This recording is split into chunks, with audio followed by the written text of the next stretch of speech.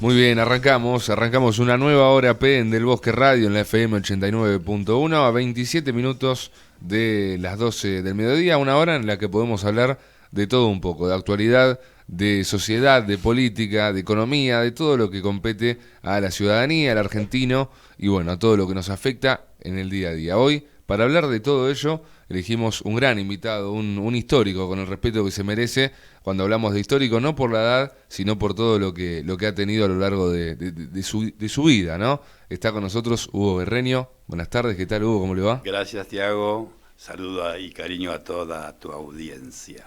Bueno, preguntarle cómo está viviendo la actualidad, cómo la está viendo. Mira, hoy Ujú, contento porque ganó Argentina sí. y espero que llegara a la final.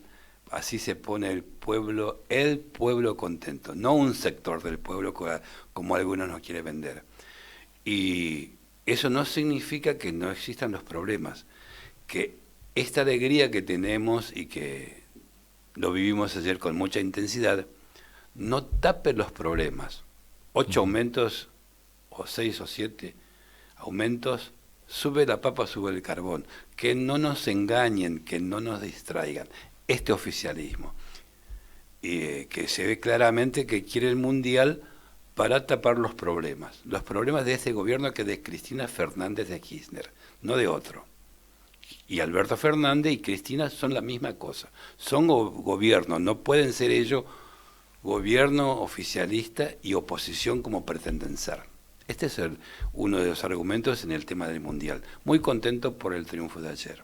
Recién mencionaba, ¿no? Esto de que no se tape con el Mundial lo que está pasando. ¿Usted cree que se está haciendo uso desde el oficialismo del Mundial para tapar, por ejemplo, que en diciembre vamos a tener 8 aumentos? Naftas, prepagas, colegios privados, entre Siempre otros. desde el principio se esperaba esta etapa de un mes de estar un poco, no adormecido, pero sí distraído. Y yo digo que no hay que distraerse ni olvidarse, que este gobierno que de peronismo no tiene nada, aunque llegó con votos peronistas, debe ser cambiado, democráticamente con el voto de la gente. Frente a eso nosotros tenemos que tener una oposición cierta, valedera y contundente, que a esta altura no está a lo que está pidiendo la gente. La gente a la oposición no lo visualiza como debe ser la oposición. Tampoco la oposición se pone como oposición cierta, seria y responsable. Pareciera que no se quiere decir lo políticamente incorrecto. Y las cosas hay que decirlo. Finalmente, la gente va a decidir, que creo que el cambio va a ser necesario. Y ya tener conciencia que el cambio se viene, se ve, y nosotros desde la oposición, desde el peronismo republicano, yo estoy con Pichetto, Ujú. debemos crear los lazos de unidad con todos los sectores de Juntos por el Cambio. Por eso nosotros creemos que somos un sector dentro de Juntos importante, que define elecciones, porque el peronismo y los independientes definimos las elecciones con un 4 o 5% o 7%, pero no estamos representados. Y lo que queremos que en estas elecciones ese peronismo que no es kirchnerista, que no es camporista, que no está con este oficialismo por muchas causales ideológicas, doctrinarias, incluso religiosas, no podemos acompañar a este oficialismo que digo, llegó con votos peronistas y muchos peronistas de buena fe aún siguen, pero también muchos ya se están planteando irse de este kirchnerismo o de este oficialismo. Por eso siempre decimos, acordamos con todos los sectores, menos con la cámpora, el kirchnerismo y los dirigentes de este oficialismo. Hugo cree, por lo que estamos hablando, cree que esta gestión, el oficialismo en la actualidad, tiene tintes peronistas o no es completamente peronista. ¿Qué puede hablar acerca de esto? Sabemos que usted de Mira, peronismo puede hablar y mucho. el peronismo es trabajo, Ujú. es estudio, es ascenso de clases sociales, no contradicciones de clases sociales. El peronismo crea riqueza, no crea pobreza, ni condiciona desde el Estado a la sociedad con dos planes. El peronismo, como se pretende ahora, captarlo con planes que condicionan y empobrece a la gente. En ese contexto nosotros planteamos que el peronismo es trabajo.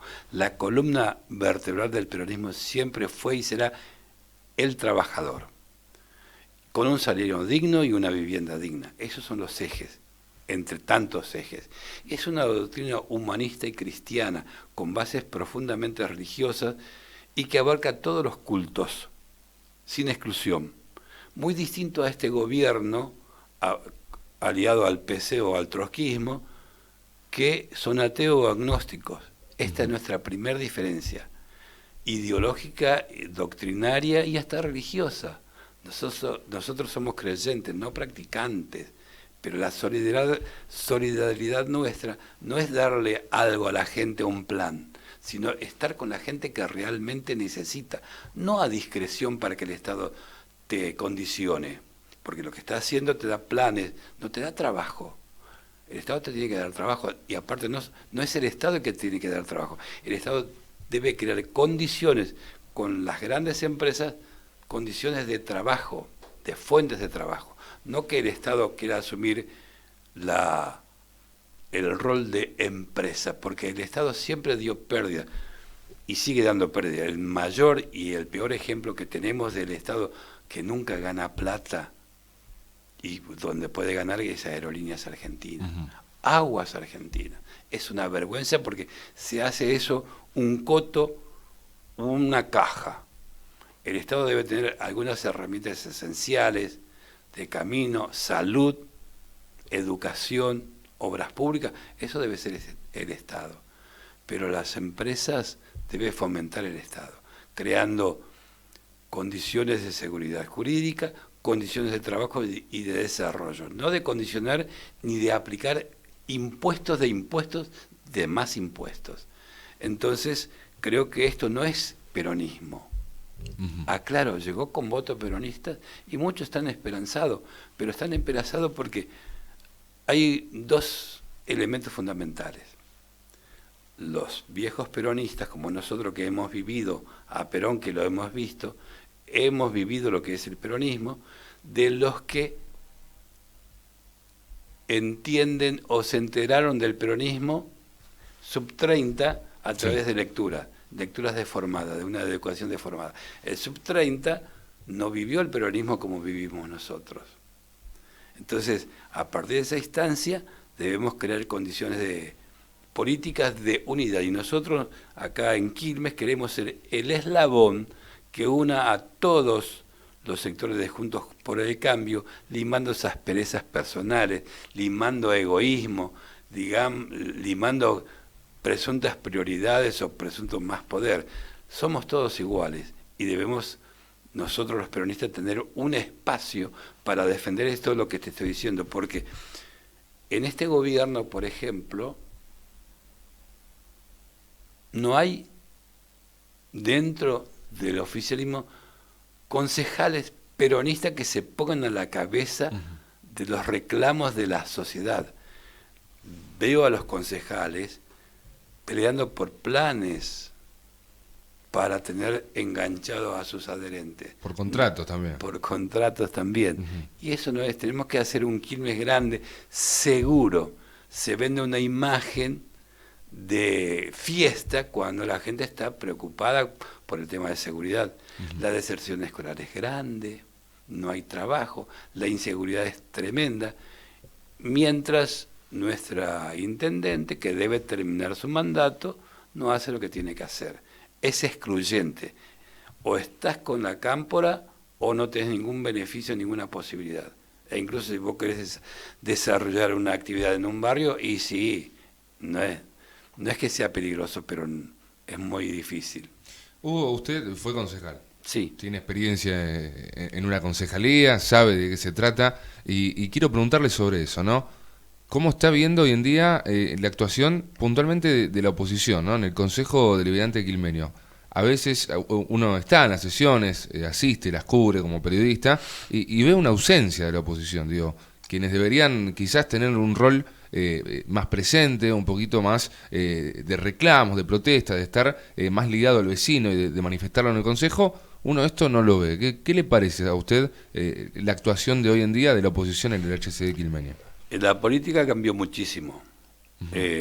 Ningún concejal,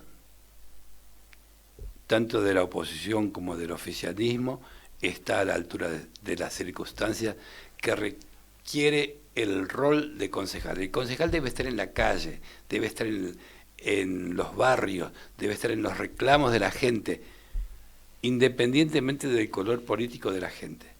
Y no está. Y no está no porque no quiera estar, sino porque no puede, porque la gente los putea.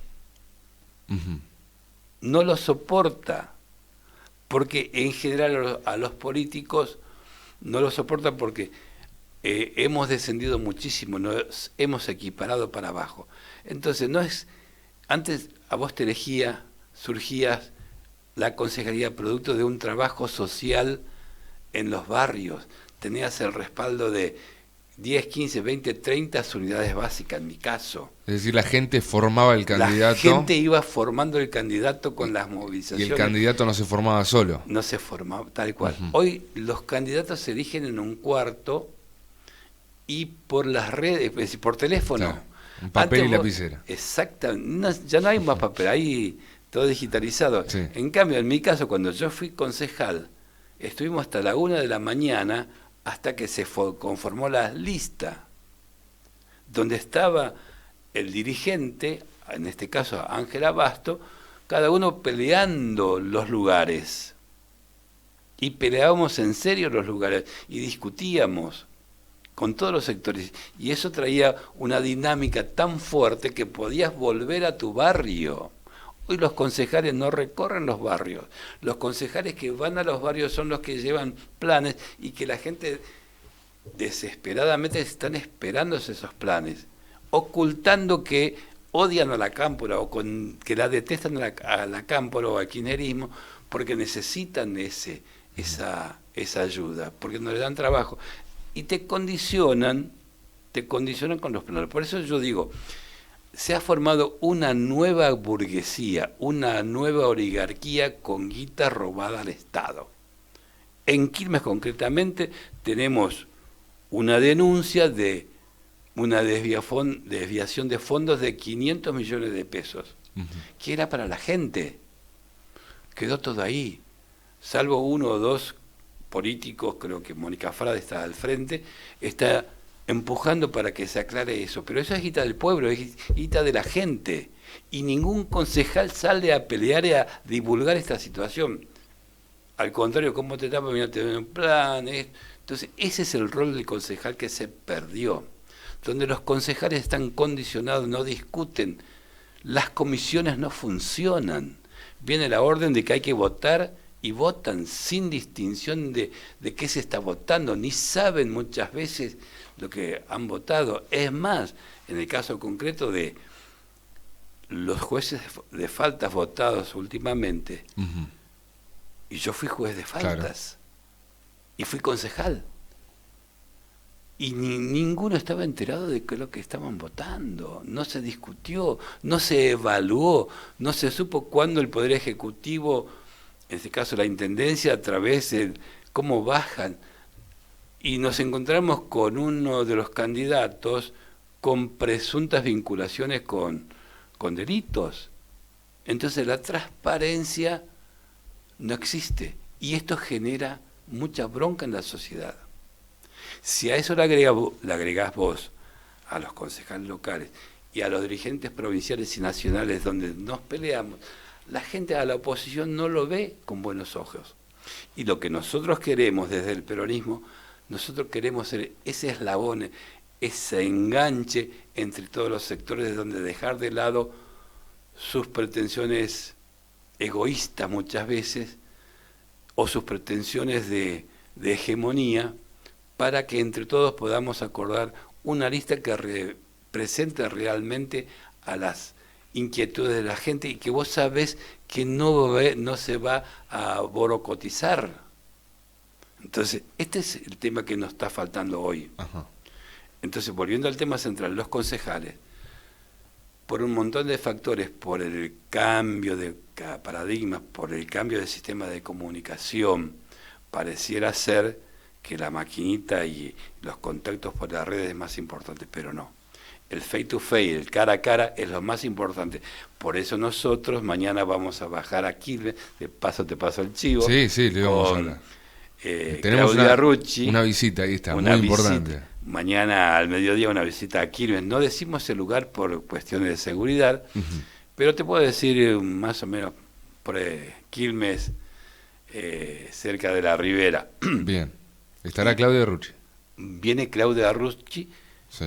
que nosotros pertenecemos a ese sector con Pichetto en la conducción nacional. Y vamos a caminar. Y caminamos, porque yo vengo caminando los barrios con muy bajo perfil, porque tampoco nosotros podemos decir, mirá, te voy a traer un plan, porque no lo tenemos. Tampoco nos interesa llevar un plan. Tenemos que llevar una esperanza, un cambio, diciendo lo que está mal, que la gente no se coma más que esto es peronismo. Esto no es peronismo, tal como lo va llevando. Si analizamos lo que se... Y aparte también quiero agregar, el cristinismo, la Cámpora y Alberto, entre ellos nunca se pelean, se dicen de todo. Es toda una puesta en escena para crear la agenda del Estado a nivel nacional, provincial o municipal, de tal manera que eso trata de opacar a la oposición en serio. Entonces, Cristina, que ahora está pidiendo aumento, no, se está pidiendo aumentos. ¿Por qué no dan aumento? Si ese es gobierno. Claro. Porque el gobierno acá tiene nombre, es Cristina Fernández. Y condiciona a la sociedad, condiciona el funcionamiento del Estado. Y en algunos casos hasta parecen golpistas, al no obedecer directivas, fallos de la Corte, como pasa con el tema del Consejo de la Magistratura. Y no obedecen los fallos judiciales. O sea, yo que soy abogado, tengo un fallo en contra del juez y mis clientes deben obedecer. Cristina no. Aparte, hay un juicio y debe de respetarse lo que dicta la justicia. Justamente siguiendo en este sentido, ¿no? ¿Qué le pareció cuando dijo que se sintió como un pelotón de fusilamiento? ¿No? Esas palabras tan Porque ellos tan crudas. siempre tratan de crear eslogan, de meter cosas que sean discutibles. Pero es lo más absurdo haber escuchado de una funcionaria, vicepresidente, que dice que es abogada, hablar de la justicia como un pelotón de fusilamiento. Eso es ser golpista, porque está incitando a la violencia, porque no respetando las instituciones y la democracia que tanto nos costó. Porque Cristina miente al decir que es un pelotón de fusilamiento, miente en un montón de cosas. Ahora se queja que el fondo, si ella fue la que generadora, porque la deuda con el fondo que la oposición falla en explicar, era para salvar y pagar lo que ella dejó cuando se fue en el 2015. Y con todo eso Macri pudo cumplir su mandato, porque no había fondos. Y en ese sentido debemos ser realmente honestos entre nosotros. Cristina, cuando se fue, dejó al país empobrecido. Ahí descubrimos que había inflación, descubrimos que había pobreza, porque vos te acordás de los ministros de Economía que no hablaban de inflación, vos te acordás que acá nos parecíamos Alemania.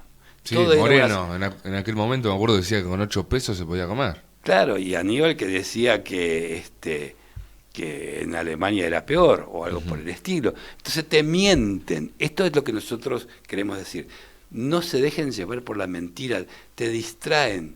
Ellos con las vacunas fueron generadores seguros de cerca de 100.000 muertos de los 130.000 que hubo por el COVID. ¿Por qué? Porque se encapricharon con la vacuna rosa que hoy no sirve para nada.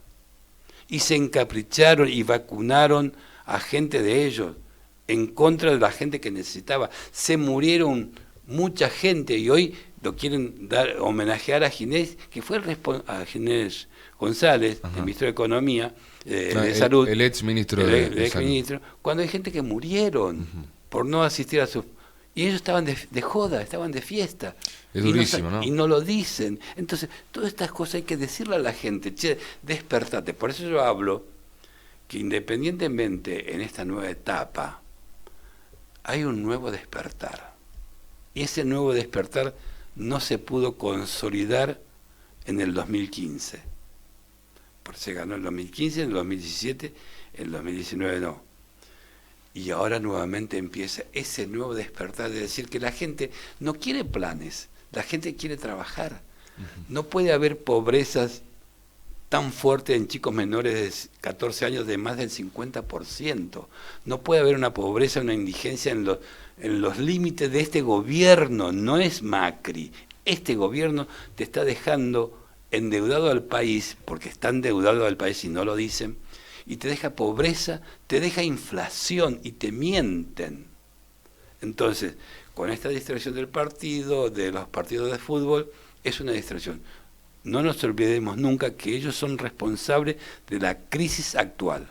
En 3 años y de los 4 van a ser responsables. Cristina Fernández de Kirchner y Alberto Fernández y todos los funcionarios son responsables de esta crisis, de alta inflación, de falta de trabajo, de falta de seguridad, de falta de educación, de deserción escolar, de pobreza y de indigencia.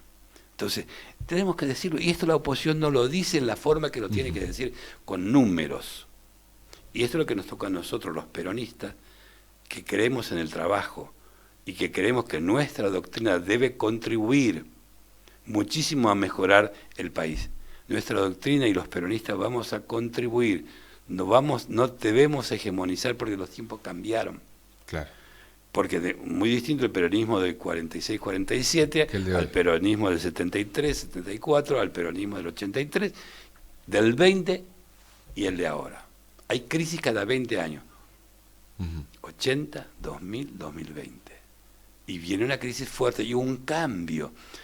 Porque la pandemia generó cambios impresionantes. Y mucho dolor va a ocasionar todavía si no cambiamos. Porque el encierro a que nos sometió este gobierno, cuando otros ya podían trabajar sin problema, generó cosas que no lo dicen, pero yo te digo que en poco tiempo va a surgir la cantidad de violencia intrafamiliar que hubo y que se está tapando y que se naturalizaron. Y al problema de violencia intrafamiliar, los problemas de abusos también en todos los niveles sociales. Y más en el nivel más humilde. Esto no lo dicen, al contrario, lo fomentan. Y son tan perversos, porque hay una perversión de por medio, que con el tema de que tenemos que ser libres, y que es cierto, debemos ser libres, pero una cosa es ser libre y otra cosa es ser perverso. Hay cosas que tenemos que guardarnos en nuestra dignidad. Yo creo en un montón de cosas, pero el Estado o la sociedad debe crearse límites o pautas culturales donde la exhibición de cada uno no sea obscena, que no sea mala para los chicos. Y así vemos, hace poco yo quedé asombrado en mi facultad de Derecho cuando un grupo de abogados exhibiéndose desnudo, y me parece y hay gente que lo aplaude, del kirchnerismo lo aplaude porque ellos dicen que son. Pero en Rusia, las lesbianas y los homosexuales no existen, y si existen lo decapitan, lo meten preso. Entonces, esas contradicciones las tenemos que marcar bien, porque si no estamos todos naturalizamos.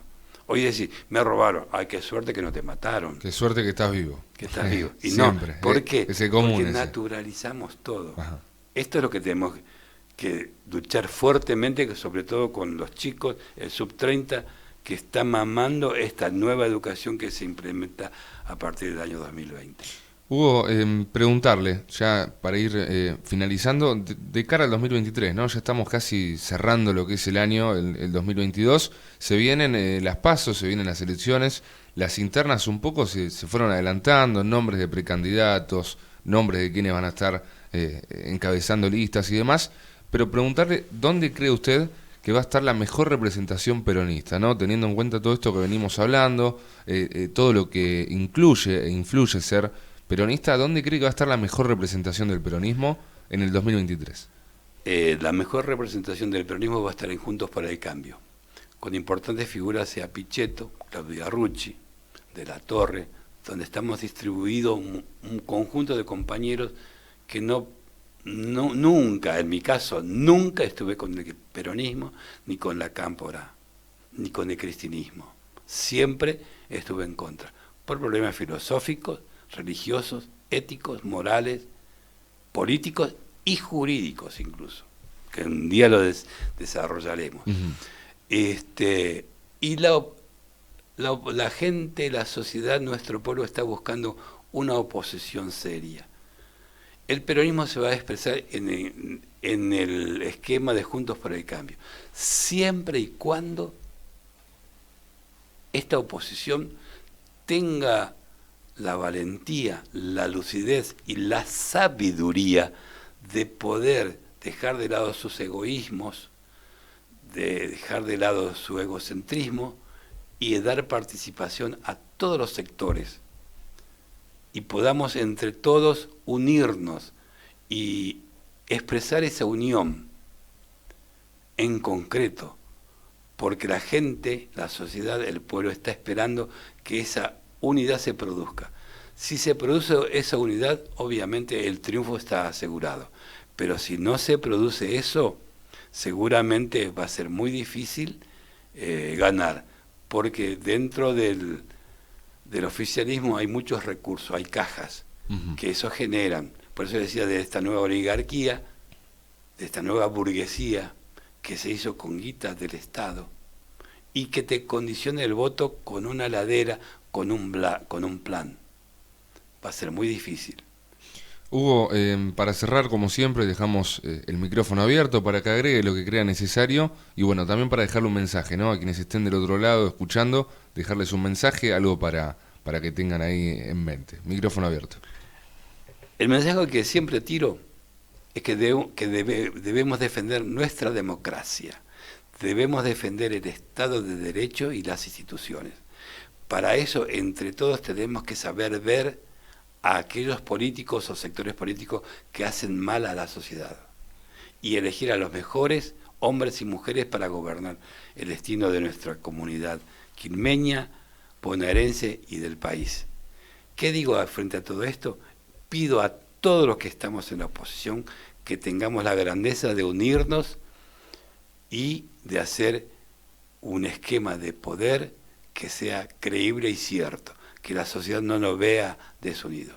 Para eso es necesario obrar con desprendimientos, que no es fácil, pero lo tenemos que hacer. De lo contrario, se vienen problemas muy, muy difíciles de solucionar y graves. Muchas gracias, Hugo, por la visita y por poder charlar de todo esto. Gracias a ustedes y un cariño grande a toda tu audiencia.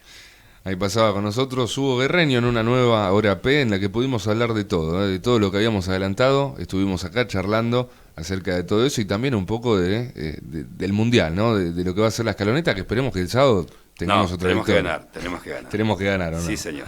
Muchas gracias, Hugo. Nos despedimos. Tengan un buen jueves y nos reencontramos mañana en una nueva Hora P. Chao.